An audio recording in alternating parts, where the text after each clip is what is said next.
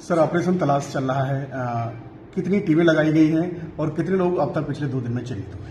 शासन से प्राप्त निर्देशों के क्रम में 25 मई से 10 जून तक 15 दिवस का एक अभियान जनपद बरेली में हम लोगों के द्वारा चलाया जा रहा है, जिसमें जो बांग्लादेशी या रोहिंग्या अवैध रूप से अगर कहीं रह रहे हैं तो उनका चिन्हीकरण कराया जाना, उनका सत्यापन कराया जाना और उनका डिपोर्टेशन कराया जाना, ये कार्रवाई सम्मिलित है।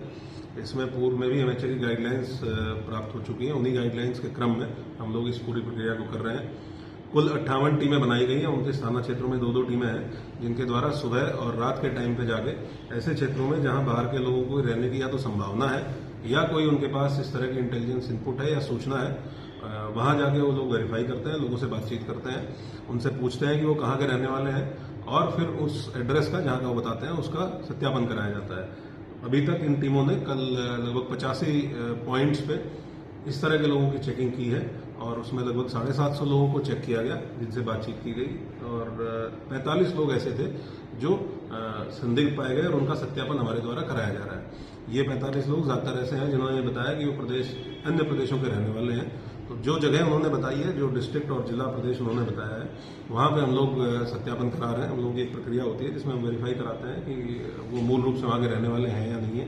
जब ये सत्यापन पूर्ण हो जाएगा तो जो भी उसके परिणाम प्राप्त होंगे उसके आधार पर अग्रिम कार्रवाई हम लोग सुनिश्चित करेंगे। सर, एक चीज ये भी देखने को मिलती है, लोग अपना मकान या अपनी जो संपत्ति है वो किराए पर दे देते हैं और उनका पुलिस वेरिफिकेशन नहीं करा रहे हैं।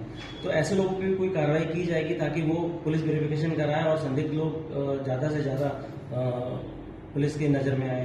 विगत माह में माननीय मुख्यमंत्री जी ने बहुत स्पष्ट निर्देश दिया था कि जितने भी किराएदार हैं उनका एक सत्यापन अभियान चलाकर वृहद रूप से और सभी किराएदारों का सत्यापन कराया जाए, ताकि नंबर 1 उनका ये चेक हो जाए कि वो कहाँ के रहने वाले हैं, वहां से वेरिफिकेशन हो जाए और नंबर 2 उनके क्रिमिनल एंटीसीडेंट्स भी चेक हो जाए कि उनका कोई गंभीर आपराधिक कृत्यों में तो वो इन्वॉल्व नहीं है।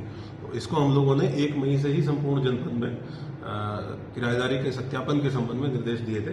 इसके 2 तरीके हैं। ऑफलाइन तरीके से भी कोई अगर अप्लाई करना चाहता है तो मेरे कार्यालय में आकर अप्लाई कर सकता है। किराएदार भी सत्यापन करा सकता है और मकान मालिक भी सत्यापन करा सकता है अपने किराएदार का। और दूसरा, ऑनलाइन यूपी कॉप ऐप के माध्यम से भी वो सीसीटीएनएस के माध्यम से भी अपना टेनेंट वेरिफिकेशन करा सकते हैं। वो लगातार लोगों के द्वारा कराया भी जा रहा है और उसमें अगर किसी का कोई क्रिमिनल बैकग्राउंड होता है, कोई गंभीर ऐसी प्रतिकूल बात होती है जो एलआईयू की भी जानकारी में हो, तो हम लोग मकान मालिक को भी बताते हैं उसके बारे में और जो व्यक्ति है जिसने किराए में मकान लिया है उसके विरुद्ध भी विधिक कार्रवाई सुनिश्चित की जाती है। Thank you.